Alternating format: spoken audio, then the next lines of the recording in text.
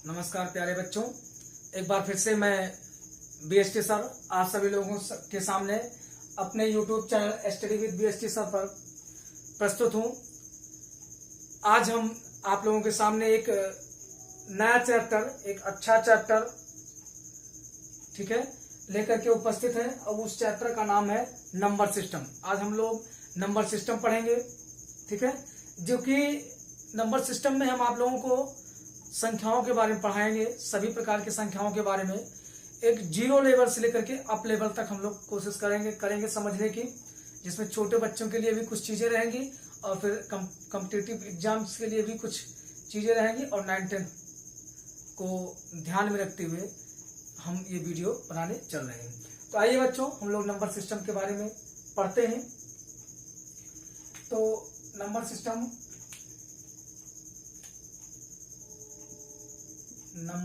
बच्चों, number system जिसको हम लोग हिंदी में कहते हैं संख्या पद्धति, ठीक बच्चों। नंबर सिस्टम क्या होता है? किसी भी संख्या या अंक को, ठीक है, किसी भी संख्या या अंक को जिस रूप में हम प्रेजेंट करते हैं, ठीक है, जो प्रेजेंट करने की जो हमारा सिस्टम है, किस सिस्टम में हम प्रेजेंट करते हैं उसी को, या किस रूप में हम प्रेजेंट करते हैं उसको हम क्या कहते हैं? नंबर सिस्टम कहते हैं, ठीक है। मतलब हम नंबर सिस्टम में कुल मिलाकर के ये पढ़ेंगे कि कैसे हम संख्याओं को पहचानेंगे, ठीक है, कौन सी संख्या किस प्रकार की होती है, ठीक, उन सब के बारे में जानकारी हम लोग प्राप्त करेंगे नंबर सिस्टम। तो संख्याओं को रिप्रेजेंट करने के लिए कई सिस्टम बनाए गए हैं। पहला सिस्टम होता है बच्चों, पहला आपका है डेसिमल सिस्टम, जिसको हम लोग हिंदी में कहते हैं दशमलव पद्धति, ठीक बच्चों। और दूसरा आपका है बाइनरी सिस्टम, जिसको हम लोग हिंदी में कहते हैं द्विआधारी पद्धति।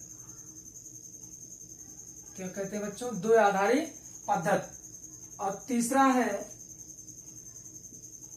हेक्सागोनल सिस्टम, और चौथा है बच्चों ऑक्टागोनल सिस्टम, ठीक है। हम लोगों को जो नंबर सिस्टम है, नंबर सिस्टम को 4 पार्टों में डिवाइड किया। एक डेसिमल सिस्टम जिसको दशमलव पद्धति बोलते हैं, दूसरा बाइनरी सिस्टम जिसे द्विआधारी पद्धति बोलते हैं, तीसरा है हेक्सागोनल सिस्टम और ऑक्टागोनल। ये दोनों सिस्टम हम लोगों को पढ़ने नहीं है, ठीक है। ये भी कंप्यूटर में यूज होता है, जो कंप्यूटर में यूज होता है उसमें से 2 अंक लिए जाते हैं, 0 और 1। तो इसको भी नहीं पढ़ना है। हम लोगों को जो पढ़ना है, जो हम लोग में दैनिक जीवन में जिन संख्याओं का यूज करते हैं वो सब डेसिमल सिस्टम या दशमलव पद्धति में हम लोग यूज करते हैं। और इसमें हम लोग किन किन अंकों का यूज करते हैं? 0, 1, 2, 3, 4, 5, 6, 7, 8 एंड 9। ये कुल मिला के 10 अंक होते हैं बच्चों। ये 10 अंक होते हैं जो हम अपने दैनिक जीवन में उपयोग करते हैं। तो आइए हम लोग चलते हैं आगे की तरफ और अब डेसिमल सिस्टम के बारे में पढ़ने की कोशिश करते हैं और समझने की कोशिश करते हैं कि ये कौन सी बला है। आइए, आज हम लोग बहुत तूफानी अंदाज में पढ़ेंगे और आज के बाद आप लोग डेसिमल सिस्टम या नंबर से कभी भी नहीं डरेंगे। जो बच्चे डर भी रहे होंगे तो अब आराम से बैठ जाए बिना किसी टेंशन के, क्योंकि अब हम लोग डेसिमल या और जो सिस्टम के नंबर्स हैं उनके बारे में पढ़ने चल रहे हैं। और जितना डर है उसको भगाने के लिए हम लोग आए हैं। चलिए बच्चों, स्टार्ट करते हैं दशमलव पद्धति।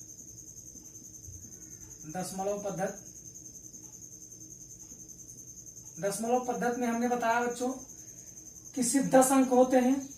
कितने अंक होते हैं बच्चों? 10 अंक होते हैं। कौन कौन से? 0, 1, 2, 3, 4, 5, 6, 7 एंड 8 एंड 9, ठीक है। इन्हीं 10 अंकों से हम क्या करते हैं? सारी संख्याओं का निर्माण करते हैं। आइए हम एक संख्या लेते हैं, जैसे हमने ले लिया 2, 3, 4, 5, 6, 7, 8, ठीक है। ये एक संख्या हुई। अब आप इसमें देख पा रहे होंगे जितने अंक इसमें आए हैं सारे अंक इन अंकों से लिए गए हैं। ये संख्या जो बनी है बच्चों, इस संख्या में उपस्थित सारे अंक इन अंकों से लिए गए हैं। ठीक है, तो ये संख्या का निर्माण हुआ। अब देखिएगा बच्चों, ये संख्या के जो अंक हैं, ठीक है, ये इस संख्या के जो अंक हैं वो जिस रूप में हमको दिखाई पड़ रहे हैं, जिस रूप में दिखाई पड़ रहे हैं, इसी रूप को, इस संख्या का हम क्या कहते हैं, अंकीय मान कहते हैं, या हम कह सकते हैं जातीय मान कह सकते हैं, और इंग्लिश मीडियम वाले बच्चों के लिए है फेस वैल्यू। क्या है बच्चों? Face value. ठीक है, तो किसी भी संख्या के अंकों का उसी के रूप में रिप्रेजेंट करना, उसी रूप में रिप्रेजेंट करना जिस रूप में वो है। जैसे 8 है, 8 का जातीय मान क्या होगा? 8 होगा। 8 का फेस वैल्यू क्या होगा? 8 होगा। 7 का फेस वैल्यू क्या होगा? 7। 6 का क्या होगा? 6। ठीक है, आइए बच्चों अब दूसरी बात जानने की कोशिश करते हैं। मान लीजिए हमने 2, 3, 4, 8, 7, 0, 3 ले लिया। ठीक बच्चों, अब इसमें हम लोग जानते हैं दूसरी चीज ये है स्थानीय मान, प्लेस वैल्यू। प्लेस वैल्यू क्या होता है बच्चों कि किसी भी संख्या के अंकों का जो स्थान निर्धारण होता है, किस किस स्थान पर वो निर्धारित किए गए हैं, उसको हम प्लेस वैल्यू कहते हैं। जैसे हम लोग जानते हैं, अभी तक पढ़ते आए बच्चों, कि ये प्लेस क्या होता है? इकाई का प्लेस होता है। कौन सा प्लेस होता है? इकाई। इसको हम किस बोलते हैं? दहाई। इसको क्या बोलते हैं बच्चों? सैकड़ा। इसको क्या बोलते हैं? हजार। और इसको बोलते हैं 10,000। इसको बोलते हैं लाख। और इसको बोलते हैं बच्चों 10 लाख। इंग्लिश मीडियम के बच्चों के लिए ये हो गया वंस, ये हो गया टेंस। ठीक बच्चों, ये हो गया 100, ये हो गया 1000, और ये हो गया 10,000, ये लाख, ये 10 लाख। ठीक बच्चों, अब अगर इसमें से पूछा जाए कि 3 का क्या प्लेस वैल्यू है, 3 किस प्लेस पे इकाई के, तो 3 इंटू 1 क्या हो जाएगा? 3। अगर आपका 7 का पूछा जाता है तो 7 इंटू किस प्लेस पे? 110, 100, तो 100 प्लेस पर 100 से मल्टीप्लाई कर देंगे तो क्या हो जाएगा बच्चों? 700। 8 का पूछा जाता है प्लेस वैल्यू, तो 8 इंटू किस प्लेस पे? 1000, तो 1, 2, 3, 1000, क्या हो गया बच्चों? 8000। ठीक है, तो इस प्रकार से हम सभी का प्लेस वैल्यू निकाल सकते हैं। ठीक है बच्चों, तो ये आप लोगों का हो गया प्लेस वैल्यू। अब हम लोग आगे चलते हैं, अगली बात जानने की कोशिश करते हैं। अगली बात यह है कि अगर बच्चों कोई संख्या दी गई है, उससे आपको पूछा जा सकता है, एक बहुत छोटी सी बात है, विस्तारित रूप लिखने के लिए। इस विस्तारित रूप का मतलब हुआ एक्सपेंडेड फॉर्म। विस्तारित रूप का मतलब क्या हुआ? Expanded form.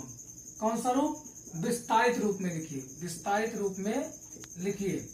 क्वेश्चन आपसे छोटे बच्चों को पूछा जा सकता है कि इसको विस्तारित रूप में लिखिए, इस संख्या को, या एक्सपेंडेड फॉर्म में इंग्लिश मीडियम बच्चों के लिए कि इस संख्या को एक्सपेंडेड फॉर्म में लिखिए। तो आइए लिखने की कोशिश करते हैं। 2, 3, 4, 5, 6, 7, 8, इसको विस्तारित रूप में लिखते हैं। आइए, 2 है, 2 के बाद कितने डिजिट हैं? 1, 2, 3, 4, 5, 6, तो 6 0 लगा दीजिए यहाँ पे। ठीक, प्लस 3 के बाद कितने डिजिट है? 5 0 लगा दीजिए। ठीक है, इसके बाद 4 के बाद कितने डिजिट है? 4, तो 4 डिजिट लगा दीजिए, 4 0, और 5 के बाद 3 डिजिट है, 3 0 लगा दीजिए, प्लस 6 के बाद 2 डिजिट है, 2 0 लगा दीजिए, 7 के बाद 1, और इसके बाद 8। इस प्रकार से बच्चों ये क्या हुआ? आपका विस्तारित रूप भी हो गया। ठीक है, अब आइए अगली बात जानने की कोशिश करते हैं। ये तो हो गया सिस्टम बच्चों। अब हम लोग पढ़ेंगे संख्याओं के बारे में। संख्या जो है, कितनी प्रकार की संख्याएं हैं। ठीक बच्चों, आइए नंबर्स के बारे में पढ़ेंगे। नंबर्स, ठीक है, नंबर्स को एक नाम से, हम तो नंबर्स ही पढ़ते हैं, हम लोग नंबर्स के बारे में जानते हैं, लेकिन कभी कभी आप लोगों को दे सकता है कॉम्प्लेक्स नंबर के बारे में। कुछ लोग कॉम्प्लेक्स नंबर से स्टार्ट करते हैं। कॉम्प्लेक्स नंबर, जिसको हम बोलते हैं सम्मिश्र संख्याएं। ठीक है, लेकिन हम नंबर से पढ़ते हैं, लेकिन अगर आपसे कॉम्प्लेक्स नंबर पूछता है तब भी कोई दिक्कत नहीं है। इसको 2 कैटेगरी बच्चों बांटा गया है। ठीक है, कॉम्प्लेक्स नंबर या नंबर्स को जो है 2 कैटेगरी में बांटा गया। पहला होता है रियल नंबर। कौन सा नंबर बच्चों? Real number. ठीक है, और दूसरा होता है इमेजिनरी नंबर। कौन सा? Imaginary number. इमेजिनरी नंबर होता है बच्चों। कौन सा नंबर होता है? इमेजिनरी। और हिंदी में इसको बोलते हैं काल्पनिक संख्याएं। क्या बोलते हैं बच्चों? काल्पनिक संख्याएं। और इसको बोलते हैं वास्तविक संख्या। बहुत ध्यान से बच्चों इसको देखिए और समझने की कोशिश करिएगा, क्योंकि अब यहां से आपको बहुत अच्छी चीजें पढ़ाने जा रहे हैं। वास्तविक संख्याएं और इमेजिनरी नंबर। सबसे पहले हम इमेजिनरी नंबर के बारे में जानते हैं, क्योंकि इमेजिनरी नंबर हमारे कोर्स में है नहीं, हमको पढ़ना नहीं है, लेकिन थोड़ी सी जानकारी इसके बारे में जान लेते हैं। हमको जो मेन टॉपिक हमारा है वो क्या है? Real number. ठीक है, रियल नंबर के बारे में हम लोग विस्तृत चर्चा करेंगे। ठीक, उसके पहले हम लोग इमेजिनरी नंबर जान लेते हैं। जैसा कि नाम दिख रहा है इसका इमेजिनरी, इमेजिनरी का मतलब होता है बच्चों कि कल्पना करना, सपना देखना। तो ये सपना ही देखता है और कुछ नहीं करता है, ये सपना ही देखता है। और इसी के चक्कर में हम लोग भी सपना देख रहे हैं। सपना ये देख रहे हैं कि ये कोई संख्याओं क्या नहीं है, बस ये कल्पनाओं में संख्याएं हैं। तो इसको हम आई से डिनोट करते हैं और इस आई को हम पढ़ते हैं आयोटा। क्या पढ़ते हैं बच्चों? आयोटा पढ़ते हैं। इसको आयोटा पढ़ते हैं। और आई मतलब आयोटा स्क्वायर बराबर होता है -1 और आई इक्वल टू होता है, मतलब आयोटा इक्वल टू होता है √-1। बस इतनी सी बात इसमें है और कुछ नहीं है। ठीक बच्चों, अब आइए हम लोगों का मेन टॉपिक है जिसके बारे में हमको विस्तृत चर्चा करनी है, उसके बारे में पढ़ते हैं। रियल नंबर्स, वास्तविक संख्याओं। वास्तविक संख्याओं को हमने दो कैटेगरी में बांटा है। पहली कैटेगरी इसकी बच्चों है इंटीजर्स। पहली कैटेगरी है इसकी इंटीजर्स, जिसको हम लोग क्या जानते हैं हिंदी मीडियम में? पूर्णांक। और दूसरी कैटेगरी है बच्चों डेसिमल, जिसको हिंदी में हम लोग जानते हैं दशमलव। दशमलव संख्या, दशमलव संख्याएं। ठीक बच्चों, अब हम लोग क्या करेंगे कि आप लोग इसको नोट कर लीजिए, फिर इसके बाद हम लोग अच्छे से इंटीजर्स और डेसिमल संख्याओं के बारे में पढ़ते हैं।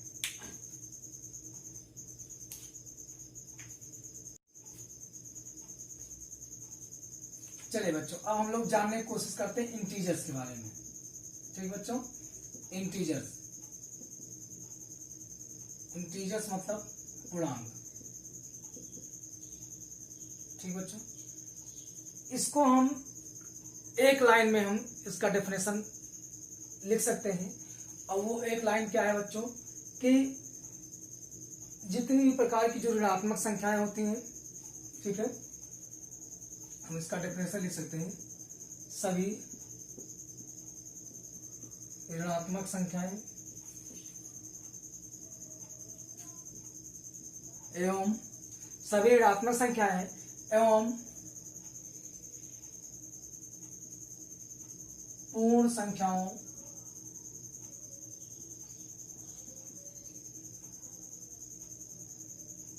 का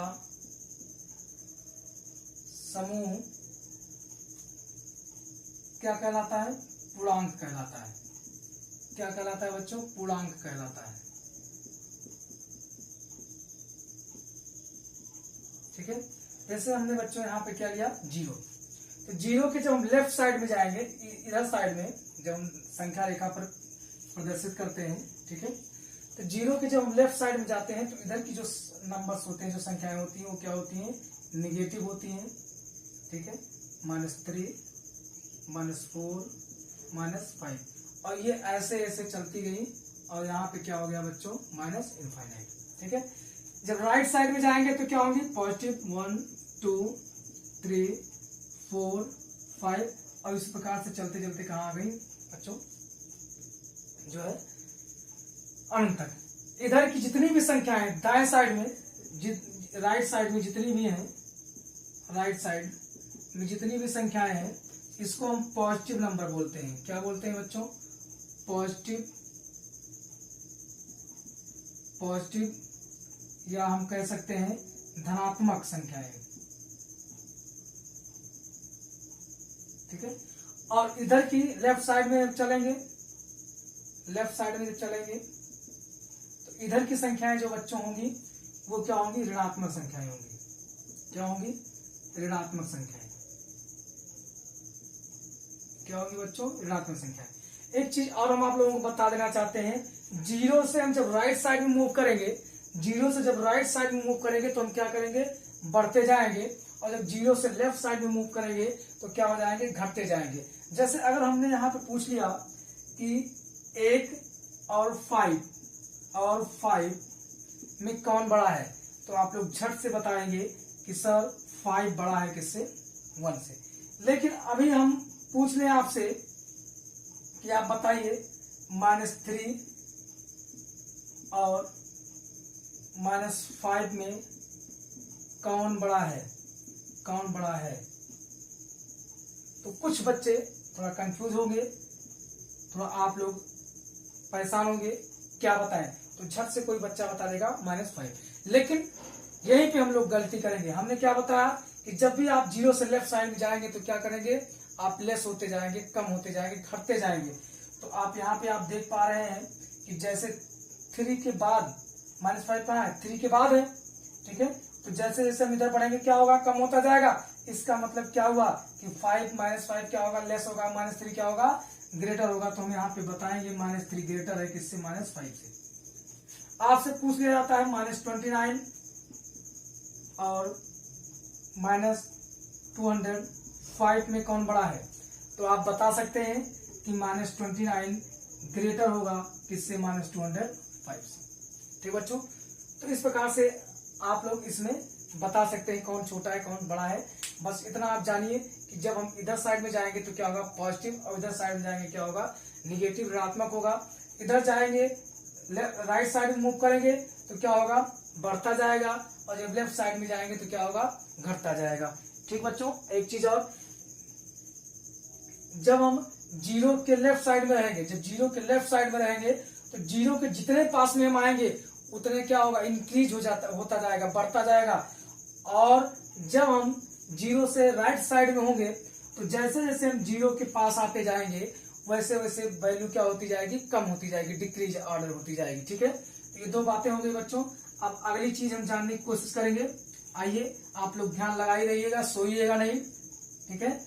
और ये आप लोग जो है कॉपी कलम ले करके बैठिएगा, ठीक है। नोट्स बनाते चलिए सभी लोग, ऐसा नहीं कि जो है आप बस आप वीडियो देखे और उसके बाद अपने आंख बंद करके सो गए। ऐसा करेंगे तो फिर कुछ नहीं होने वाला है। सब लोग कॉपी कलम लेकर के आराम से बैठ करके इसको समझिए और बार बार इसको देखिए, देख करके इसको नोट्स बनाने की कोशिश करिए। ठीक है बच्चों, आइए इसमें 2-3 चीजें हैं, उसको जानने की कोशिश करते हैं। आपसे क्वेश्चन पूछा जा सकता है कि सबसे बड़ी, इससे पूछा जाता है कि सबसे बड़ी इंटीजर बताइए, सबसे बड़ा पूर्णांक। तो आप बताएंगे प्लस इनफाइनाइट, या इसको अनंत बोलते हैं, इसको अनंत बोलते हैं, ठीक है। प्लस इनफाइनाइट सबसे बड़ी पूर्णांक है, पूर्णांक है। दूसरा चीज आपसे आप बता सकते हैं सबसे छोटी, तो सबसे छोटी क्या होगा, माइनस इनफाइनाइट सबसे छोटी पूर्णांक है। ठीक बच्चों, अब हम लोग इस पूर्णांक में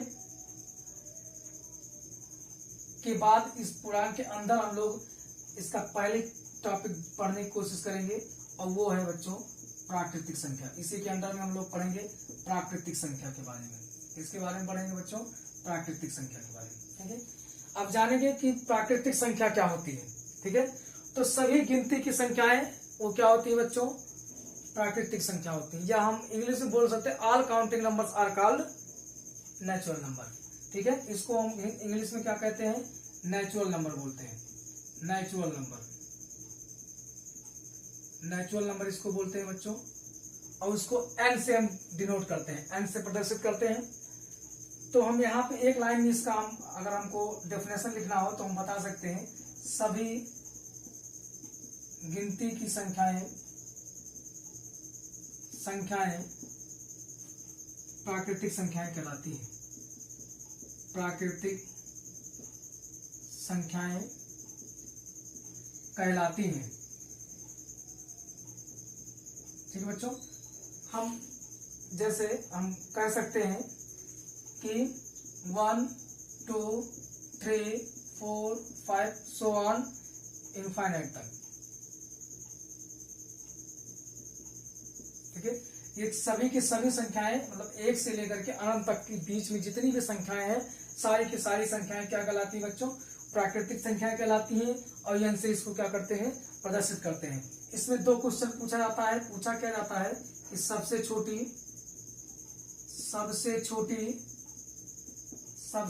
प्राकृतिक संख्या क्या है?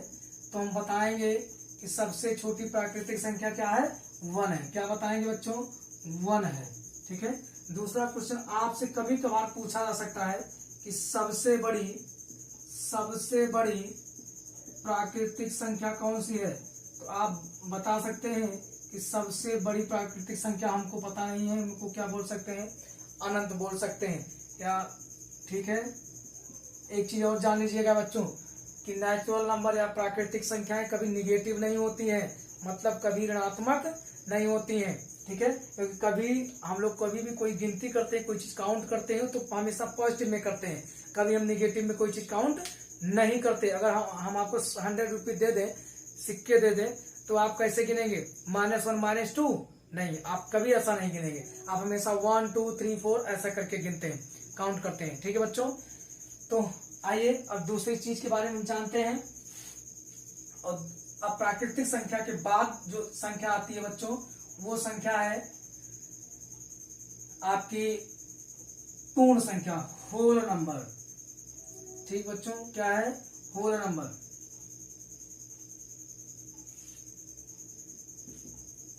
आइए होल नंबर के बारे में जानते हैं।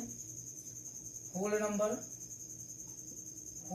के बारे में जानते हैं, जिसको हम पूर्ण संख्या हिंदी में बोलते हैं बच्चों, पूर्ण संख्या। ठीक है, इसको बच्चों W से डिनोट किया जाता है, W से प्रदर्शित करते हैं। इस होल नंबर को देखिए, सभी प्राकृतिक संख्याएं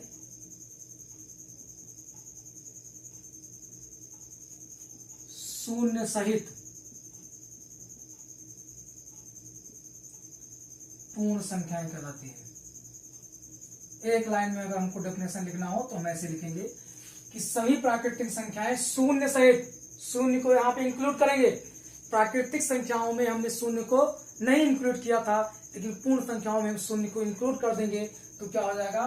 पूर्ण संख्याएं कहलाती हैं। पूर्ण संख्याएं कहलाती हैं।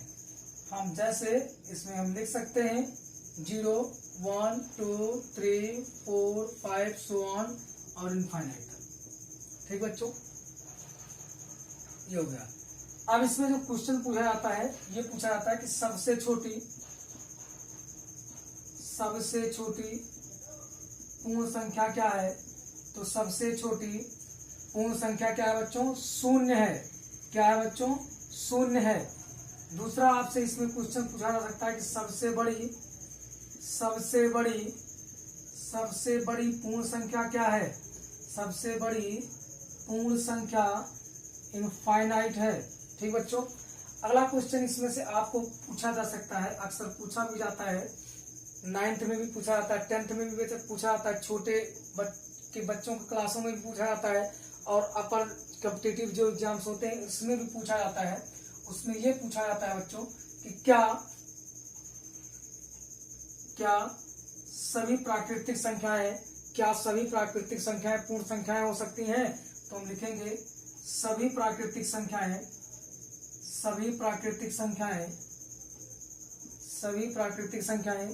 पूर्ण संख्याएं हो सकती हैं। सभी प्राकृतिक संख्याएं पूर्ण संख्याएं हो सकती हैं। ठीक है, सभी प्राकृतिक संख्याएं पूर्ण संख्याएं हो सकती हैं। लेकिन अगला क्वेश्चन क्या पूछ लिया जाता है कि क्या सभी पूर्ण संख्याएं प्राकृतिक संख्याएं हो सकती हैं? तो नहीं। तो सभी पूर्ण संख्याएं प्राकृतिक संख्याएं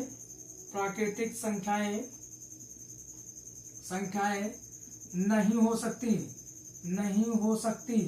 कैसे, आइए जानते हैं। जैसे सभी पूर्ण संख्याओं की बात कर रहा है तो सभी पूर्ण संख्याओं में जीरो भी आएगा, और जीरो प्राकृतिक संख्या नहीं है। जीरो क्या है, एक पूर्ण संख्या है। और सभी की बात कर रहा है तो सभी, भाई अगर जो है जीरो पूर्ण संख्या है तो प्राकृतिक संख्या पूर्ण जो जीरो नहीं है, तो सभी पूर्ण संख्याएं कैसे प्राकृतिक संख्याएं हो सकती है, नहीं हो सकती हैं। ठीक है। हाँ, अगर आपसे ये पूछ लिया जाए, ये 3rd नंबर और ये आपका था 4 नंबर, अगला अगर टॉपिक आपसे ये पूछ लिया जाए, क्या कुछ पूर्ण संख्याएं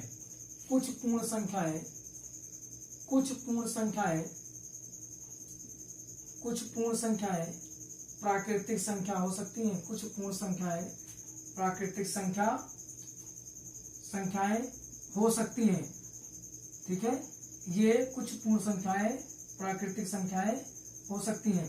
कैसे बच्चों, अगर पूर्ण संख्याओं में से हम जीरो को हटा दें तो सब की सब प्राकृतिक संख्याएं ही हैं।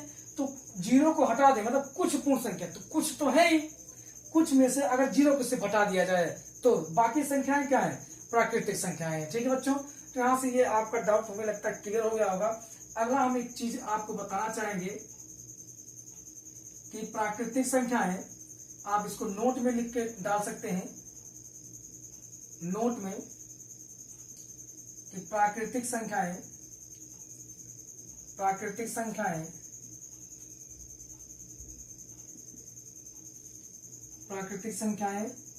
और पूर्ण संख्याएं ऋणात्मक कभी भी नहीं हो सकती हैं। ठीक बच्चों, यहाँ एक चीज और बच्चों डाल दीजिएगा, हम थोड़ा भूल गए, और वो चीज भूले ये है बच्चों कि इसके पहले इंटीजर जब हम लोग पढ़ रहे थे तो उसमें एक टॉपिक आप डाल दीजिएगा। उसमें क्या था, नोट डाल करके आप लिख दीजिएगा उसमें कि शून्य ना तो ऋणात्मक है और ना ही धनात्मक। ठीक बच्चों, तो ये सबसे मेन चीज था कि शून्य जो है, जीरो पूछा जाता है कि शून्य क्या है, तो आप ये नहीं बताएंगे कि शून्य जो है ऋणात्मक या धनात्मक। शून्य ना तो ऋणात्मक होता है और ना धनात्मक होता है। शून्य होता क्या है, होता है तो वो पूर्ण संख्याएं होती हैं। ठीक बच्चों, इसको नोट कर लीजिए, फिर नेक्स्ट टॉपिक के बारे में स्टार्ट करते हैं, चर्चा करते हैं। नोट कर लीजिए आप लोग।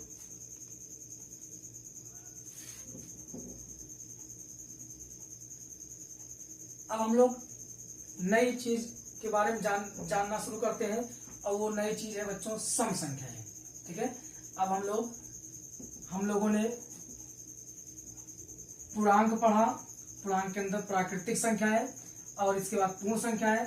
अब हम लोग जानने की कोशिश करेंगे किसके बारे में, सम संख्याओं के बारे में। ठीक बच्चों, तो आइए सम संख्याओं के बारे में जानते हैं। सम संख्याओं के बारे में, सम संख्याएं, ठीक है, जिसको हम बोलते हैं इवन नंबर। ठीक है बच्चों, इवन नंबर बोलते हैं।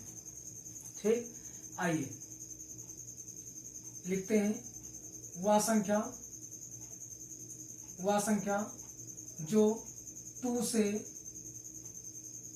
पूर्णतया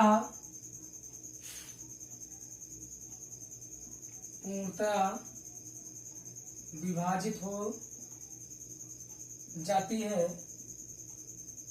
सम संख्या कहलाती है। सम संख्या कहलाती है, सम संख्या कहलाती है। ठीक बच्चों, जैसे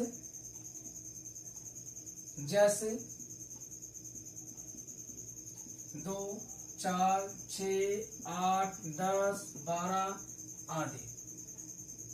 ठीक है, ये सब क्या है बच्चों, सम संख्याएं।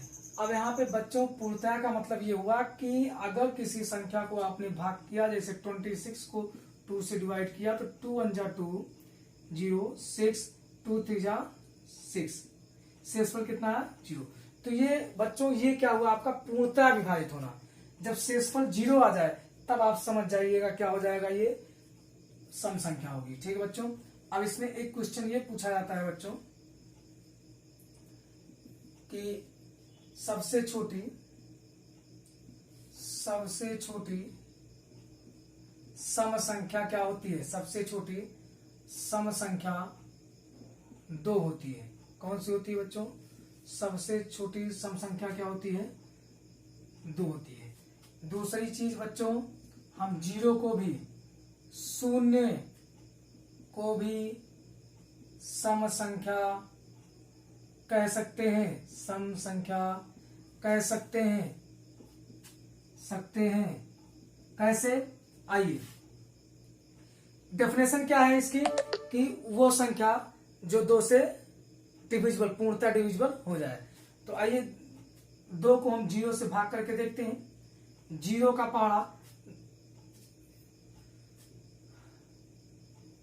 सॉरी 0 को 2 से भाग करना है। ठीक है, तो 2 का पहाड़ा 0 में कितनी बार पढ़े ये 0 हो जाए, शेषफल इसका क्या हो जाए 0। 2 का पहाड़ा 0 बार पढ़ेंगे तो 0 का 2 से गुणा करेंगे तो क्या हो जाएगा 0, तो शेषफल कितना आया 0।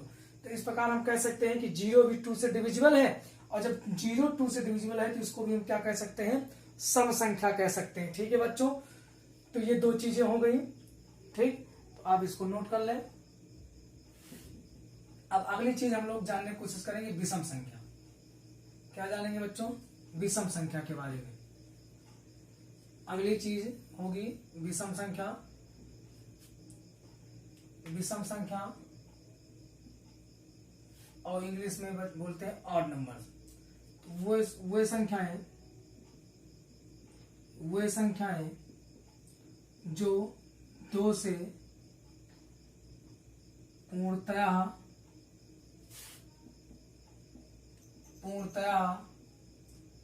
विभाजित नहीं होती हैं,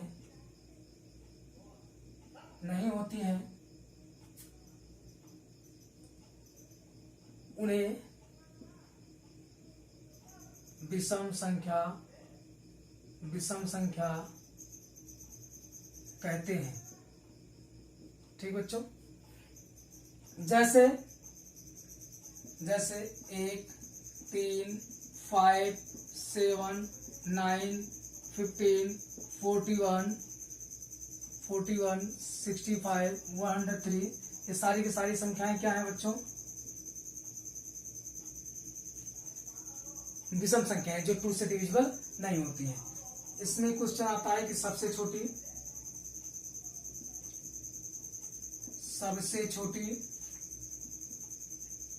विषम संख्या, तो सबसे छोटी विषम संख्या क्या होती है बच्चों? 1 होती है। क्या होती है? 1 होती है। ठीक, अब अगली संख्याओं के बारे में हम जानने की कोशिश करते हैं, और उस संख्या का क्या नाम है बच्चों? अभाज्य संख्या। कौन सी संख्या बच्चों? अभाज्य संख्या के बारे में जानते हैं हम लोग। अभाज्य संख्या जिसको हम लोग बोलते हैं प्राइम नंबर। क्या बोलते हैं बच्चों? Prime numbers. ठीक है, तो लिखते हैं ऐसी संख्याएं जिनके केवल 2 गुणनखंड हों, उन्हें अभाज्य संख्या कहते हैं। अभाज्य संख्या कहते हैं, या दूसरे शब्दों में हम कह सकते हैं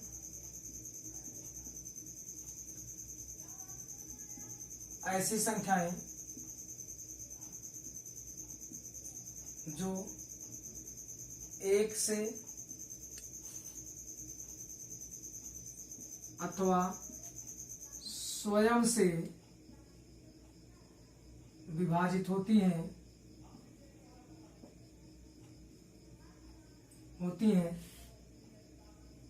वे अभाज्य संख्याएं कहलाती हैं। वे अभाज्य संख्याएं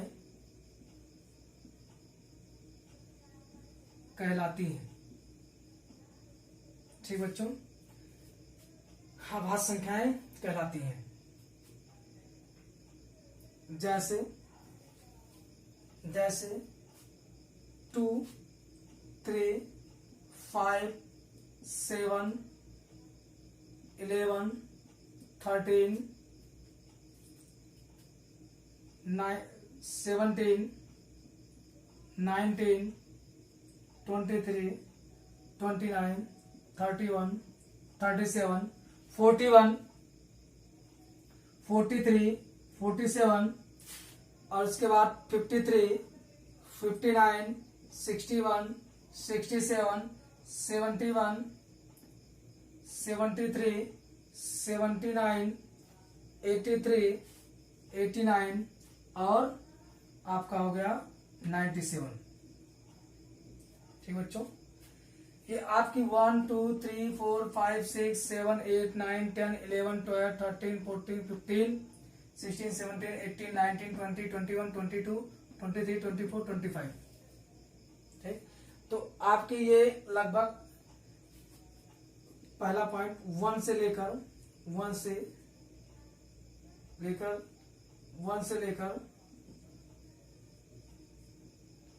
100 तक कितनी अभाज्य संख्याएं होती है बच्चों? 25 अभाज्य संख्याएं होती हैं। 25 अभाज्य संख्याएं होती हैं। ठीक बच्चों, तो इसको नोट करिए, फिर आगे बताते हैं। ठीक बच्चों, अब इसमें आप लोगों को हम ये समझा दे रहे हैं कैसे हम लोग जानेंगे और कैसे पहचानेंगे कि अभाज्य है या नहीं है। ठीक है, एक लाइन मैंने जल्दबाजी में लिख दिया, कोई बात नहीं, चलिए दोबारा लिख देते हैं। ठीक बच्चों, आइए पहले जानेंगे पहचानेंगे कि कैसे जो है अभाज्य संख्याओं को हम पहचानेंगे। चलिए मान लीजिए मैंने 2 ले लिया, 4 ले लिया, 6 ले लिया और 7 ले लिया। ठीक है बच्चों, और यहाँ पे हमने ले लिया 15 ले लिया। आइए, 2 किससे कटेगा? या तो 1 से डिवाइड होगा और या तो किससे कर सकता है 2 से। ठीक है, तो इसके बच्चों कितने गुणनखंड हो गए? 1 और 2। तो ये कौन सी संख्या होगी बच्चों? अभाज्य संख्या हो गई। इसमें हम देख रहे हैं 1 से भी ये डिवाइड होगा, 2 से भी होगा और किससे हो रहा है? 4 से। तो इसके कितने गुणनखंड हुए? 3 गुणनखंड हो गए। तो ये अभाज्य संख्या नहीं होगी। 6 पर आते हैं। 6 1 से भी डिवाइड हो रहा है, 2 से भी हो रहा है, 3 से भी हो रहा है और 6 से। इसके कितने हो गए? 4। और डेफिनेशन क्या हम लोगों ने पढ़ा था कि जब 2 गुणनखंड होंगे और इसके कितने निकले? 4, इसके 3, तो ये दोनों अभाज्य संख्याएं नहीं है। यहाँ पे हम 7 का देख रहे हैं, या तो 1 से डिवाइड होगा और या तो किससे होगा? 7 से। ठीक है, तो ये क्या होगी? अभाज्य संख्या होगी, क्योंकि इसके कितने हैं? 2 हैं। 15 पे आ जाते हैं। 1 से होगा, ठीक है, 3 से होगा, 5 से होगा और इसके बाद 15। इसके भी कितने गुणनखंड है? 4 गुणनखंड है। तो ये आपका अभाज्य संख्या नहीं होगा। अगर हम मान लीजिए ले लेते हैं 11, तो 11 1 से डिवाइडेबल है और 11 से है, तो इसके भी कितने हो गए? 2 हो गए। अगर हम मान लीजिए 19 ले लेते हैं, तो इसके 1 और 19। ठीक है, ये तो 2 गुणनखंड हो गए। दूसरी चीज क्या है, आप देख पा रहे हैं कि 2 या तो 1 से होगा और या तो क्या हो रहा है? स्वयं से हो रहा है, या तो 1 से डिवाइड या तो स्वयं से। 7 को आप देख रहे हैं, या तो 1 से हो रहा है या तो स्वयं से। 19 को या तो 1 से या तो स्वयं से। 11 1 से या तो स्वयं से। ठीक है, तो इस प्रकार हम पहचान सकते हैं कि कौन सी संख्या अभाज्य संख्याएं हैं। ठीक है, तो आइए अब कुछ इसमें जानकारियां हैं उसके बारे में लिखते हैं। ठीक बच्चों, तो हम आप लोगों को ये बताना चाहेंगे कि जो 1 होता है एक यूनिवर्सल फैक्टर होता है। ठीक है, तो 1 को नहीं लेंगे। तो इसमें नंबर 1 पॉइंट पूछा जाता है कि सबसे छोटी सबसे छोटी सम अभाज्य संख्या, सम अभाज्य संख्या, सम अभाज्य संख्या जो सम भी है और अभाज्य भी है। सम अभाज्य संख्या क्या है बच्चों? दो। दो एक ऐसी संख्या है जो सम भी है और क्या है? अभाज्य भी है, दोनों है। तो दो सबसे छोटी सम अभाज्य संख्या क्या हो गई? दो हो गई। दूसरा आपका पूछा सकता है, आप बता सकते हैं कि 1 से लेकर 100 तक, 1 से लेकर के 100 तक कुल 25 अभाज्य संख्याएं हैं। कुल 25 अभाज्य संख्याएं हैं। ठीक है बच्चों, 1 से लेकर के 100 तक कुल कितनी अभाज्य संख्याएं हैं बच्चों? 25 अभाज्य संख्याएं हैं। ठीक। दूसरा आपका दूसरा पॉइंट है 1 से लेकर 50 तक कुल 15 अभाज्य संख्याएं हैं। अभाज्य संख्याएं। ठीक है बच्चों, तो इसमें इतनी चीजें पूछी जा सकती हैं कि सबसे छोटी सम अभाज्य संख्या कौन सी है? 2 है। और 1 से लेकर के 100 तक कुल कितनी है? 25। 1 से लेकर के 50 तक कुल कितनी है? 15। ठीक बच्चों, अब नई संख्या के बारे में चलिए जानते हैं, और वो है बच्चों भाज्य संख्याएं। कौन सी संख्या? भाज्य संख्याएं। भाज्य संख्याएं। तो हम इसको एक लाइन बता सकते हैं, जिन संख्याओं के 2 से अधिक फैक्टर हों, जिन संख्याओं के 2 से अधिक फैक्टर हों, जिन संख्याओं के 2 से अधिक गुणनखंड हों,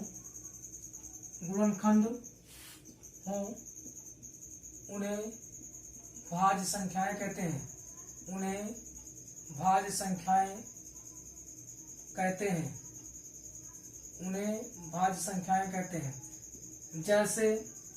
जैसे 4 हो गया, 6 हो गया, 9 हो गया और ढेर सारी संख्याएं। इसमें आपसे एक चीज पूछा जाता है कि सबसे छोटी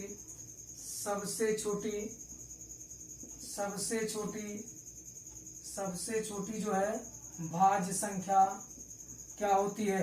तो सबसे छोटी भाज्य संख्या आपकी 4 होती है। ठीक है, सबसे छोटी भाज्य संख्या क्या है? 4 है बच्चों। ठीक, तो इसमें सिर्फ इतने ही क्वेश्चन पूछे जाते हैं। ठीक है, अब हम अगले संख्या के बारे में जानने की कोशिश करते हैं। अब वो संख्या है कोप्राइम। कौन सी संख्या है बच्चों? कोप्राइम मतलब सह-अभाज्य संख्या। सह-अभाज्य संख्या के बारे में हम लोग जान लेते हैं। तो हम लोग लिखेंगे ऐसी 2 अभाज्य संख्याएं, ऐसी 2 अभाज्य संख्याएं जिनका HCF 1 हो, सह-अभाज्य संख्या कहलाती है। संख्या कहलाती है। ठीक है बच्चों, जैसे आपने ले लिया 3, 5। ठीक है बच्चों, आपने 19, 17 ले लिया, आपने 11, 13 ले लिया और 2, 3 ले लिया आदि। इन सब का HCF कितना है? 1 है। तो ये सब के सब क्या होते हैं बच्चों? कोप्राइम नंबर्स होती हैं, या हम कह सकते हैं इसको सह-अभाज्य संख्याएं। ठीक है बच्चों, तो इसको नोट करिए। अब अगली संख्या के बारे में हम लोग जानेंगे, ट्विन प्राइम। किसके बारे में बच्चों? ट्विन प्राइम, जिसको बोलते हैं जुड़वा संख्याएं। ठीक है, ट्विन प्राइम मतलब जुड़वा संख्याएं। तो आइए, बहुत अच्छी संख्या ये भी है, इसके बारे में भी जानते हैं। ठीक बच्चों, अगली संख्या है आपका 2 इन प्राइम, 2 इन प्राइम,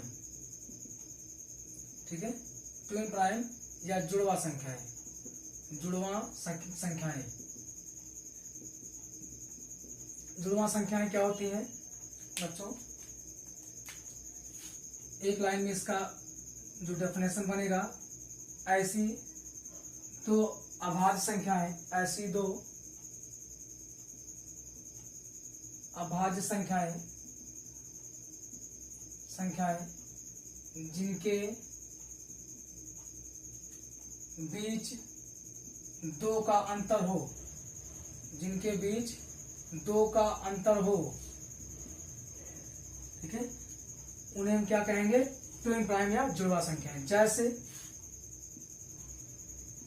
जैसे आपने 3 और 5 ले लिया, इनके बीच डिफरेंस कितना है? 2 है। आपने 5 और 7 ले लिया, कितना डिफरेंस है? 2 है। आपने 11 और 13 ले लिया, कितना डिफरेंस? 2। आपने 17, 19 ले लिया, कितना डिफरेंस? 2। आपने 29 और 31 ले लिया, डिफरेंस 2। आपने 41, 43 ले लिया, डिफरेंस 2। 59, 61 ले लिया, डिफरेंस 2। आपने 71 और 73 ले लिया, डिफरेंस कितना आ गया बच्चों? 2 आया। तो इस प्रकार की संख्याओं को हम क्या कह सकते हैं? 2 इन प्राइम या जुड़वा संख्याएं। ठीक बच्चों, अब एक और संख्या बच रही है, उस संख्या के बारे में हम लोग जान लेते हैं, थोड़ा उसके बारे में जानकारी ले लेते हैं। वो नंबर है परफेक्ट नंबर। क्या है बच्चों? Perfect number. परफेक्ट नंबर है, परफेक्ट नंबर। इसके बारे में थोड़ा जानकारी लेते हैं। इसका डेफिनेशन होगा, वह संख्या जिसके गुणनखंडों का योग उस संख्या के बराबर हो, परफेक्ट नंबर कहलाती है। परफेक्ट नंबर कहलाती है। परफेक्ट नंबर कहलाती है। ठीक बच्चों, क्या कहलाती है? परफेक्ट नंबर कहलाती है। जैसे बच्चों, जैसे इसमें 6 दिया गया है, ठीक है। 6 सबसे छोटी परफेक्ट नंबर होती है। 6 1 से भी डिविजिबल है, 2 से है, 3 से है और 6 से है। तो बच्चों हम यहाँ पे क्या करेंगे? इस 6 को नहीं लेंगे, ठीक है, बाकी जो है उसको लेंगे। तो योग कर रहे हैं, तो 1 + 2 + 3, तो 2 1 कितना हो गया? 3, और 3 3 कितना हो गया? 6। तो ये 6 जो है क्या होगी? वही संख्या प्राप्त हुई। इनके गुणनखंड कितने हैं? 1 2 3। इनके गुणनखंडों का योग क्या होगा? 6, ठीक है। तो ये 6 क्या है? Perfect number. दूसरा हम लेकर के चेक कर लेते हैं, 28, ठीक है। 28 भी क्या है? एक परफेक्ट नंबर है। 6 के बाद 28, 1 से डिविजिबल है, 2 से है, और 3 से नहीं, 4 से है, और 7 से है, और इसके बाद 14 से, इसके बाद 28 से है। तो चलिए सबको योग करते हैं। तो 1 + 2 + 4 + 7 + 14, 2 1 3 3 4 7 7 7 14 14 14 कितना हो गया? 28। तो योग करने पे कितना है? 28। तो ये 28 भी क्या होगा आपका? परफेक्ट। तो कुल मिला के अगर किसी संख्या का हमको ये पता करना हो कि परफेक्ट नंबर है कि नहीं है, तो उसके गुणनखंडों का योग हम देख करके, अगर उसके गुणनखंडों का योग उसी संख्या के बराबर आ रहा है, तो हम बता सकते हैं कि वो कौन सी संख्या है बच्चों? परफेक्ट नंबर है। ठीक बच्चों, तो इस प्रकार से हम लोगों का पूर्णांक वाला टॉपिक जो था बच्चों वो खत्म हुआ। अब हम लोग पढ़ेंगे डेसिमल के बारे में। किसके बारे में बच्चों? डेसिमल के बारे में, दशमलव के बारे में। ठीक है, तो आइए जानने की कोशिश करते हैं दशमलव के बारे में। दशमलव के बारे में बच्चों दूसरा जो टॉपिक था उसका दशमलव संख्याएं जो, ठीक है, दशमलव संख्याएं। दशमलव बच्चों 2 प्रकार की दशमलव होती है, ठीक है। एक दशमलव होती है कि जैसे हमने लिख दिया 1.23 ठीक है, यहाँ पे खत्म हो गई। दूसरा हो गया 6.25, यहाँ पे खत्म हो गया। ठीक, और एक प्रकार की जो दशमलव होती है बच्चों वो होती है 0.333। ठीक है, या हम कह सकते हैं 0.27 सो ऑन। ठीक है, और इसी में एक और प्रकार की दशमलव होती है, वो बच्चों ये होती है, जैसे मैंने लिया 1.2346079009800000। ठीक है, सो ऑन। ठीक बच्चों, तो ये दो प्रकार के दशमलव हैं। ठीक है, तो इस पर आप देख रहे हैं कि दशमलव के बाद कुछ डिजिट तक जाकर के, कुछ अंक तक जाकर के समाप्त हो जा रही हैं। ठीक है, तो जो समाप्त हो जा रही हैं कुछ अंक पर जाकर के, उनको हम क्या कहते हैं बच्चों? शांत दशमलव के नाम से जानते हैं। किस नाम से जानते हैं? शांत। अब आप यहाँ पे देख पा रहे हैं दशमलव के बाद 3 मतलब ये संख्याएं बार बार क्या हो रही हैं? रिपीट कर रही हैं। ठीक है, और यहाँ पे क्या हो रहा है? यही संख्या जो है ऐसे चलता जा रहा है, समाप्त नहीं हो रहा है, मतलब ये भी नहीं समाप्त हो रही है। तो इस प्रकार के दशमलव को हम क्या बोलेंगे बच्चों? अशांत दशमलव बोलेंगे। क्या बोलेंगे बच्चों? अशांत दशमलव बोलेंगे। ठीक है, अब अशांत दशमलव में भी दो कैटेगरी होती है, पहली कैटेगरी और दूसरी कैटेगरी। आप इसके बारे में पहले जानिए। पहली कैटेगरी क्या है? दशमलव के बाद कुछ अंकों तक ये जो अंक है ये बार बार वही संख्या क्या हो रही है? रिपीट कर रही है। तो हम इसको लिख सकते हैं 0.3 बार बार रिपीट कर रही है, तो हम बार लगा देंगे। इस बार का मतलब हुआ कि ये अंक जो है बार बार रिपीट कर रहा है। अच्छा, ये हुआ आपका 0.27, इसका मतलब 27 बार बार रिपीट कर रहा है, तो बार लगा देंगे। ठीक है, तो इस संख्या को बच्चों, ये जाकर के एक संख्या जब बार बार रिपीट कर रही है, तो इस प्रकार के दशमलव को हम बोलते हैं अशांत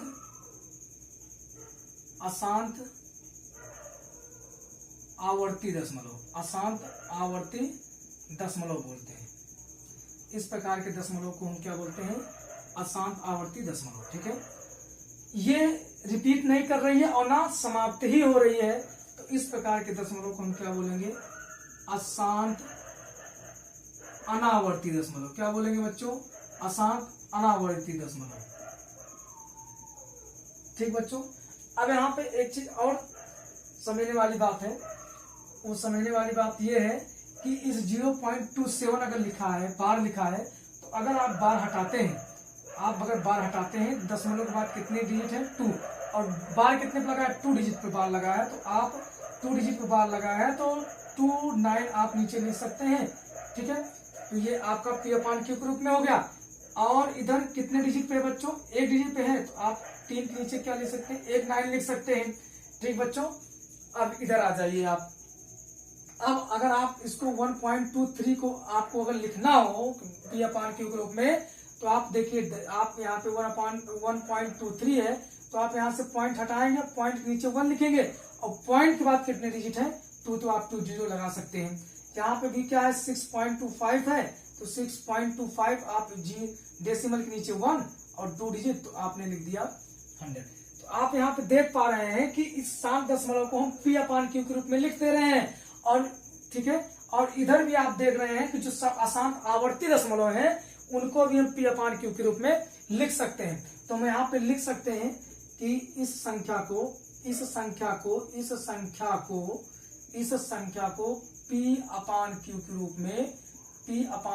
के रूप में लिख सकते हैं।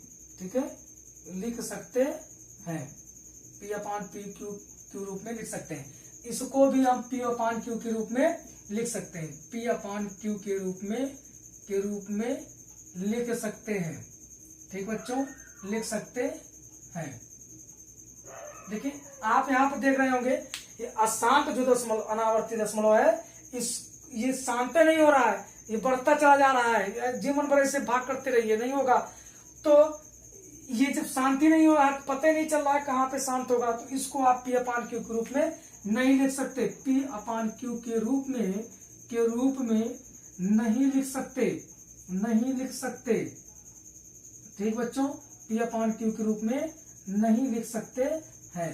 ठीक है, तो यहां से अब दो बात निकल के आ रही है बच्चों। दो बात ये कि जिस संख्या को P/Q के रूप में लिख सकते हैं उस संख्या को हम क्या कहते हैं? परमेय संख्या कहते हैं। क्या कहते हैं बच्चों? परमेय संख्या कहते हैं। परमेय संख्या कहते हैं। परमेय संख्या कहते हैं। ठीक है, कहते हैं।